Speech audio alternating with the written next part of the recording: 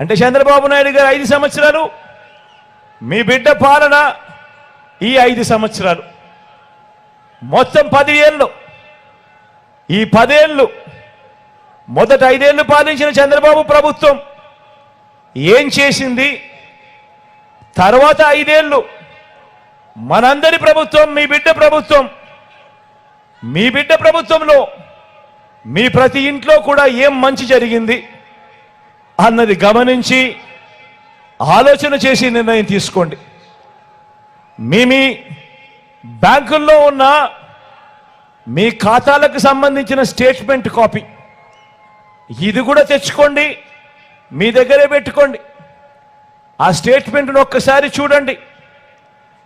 మీ bank అకౌంట్లలో ప్రభుత్వం button నొక్కి నేరుగా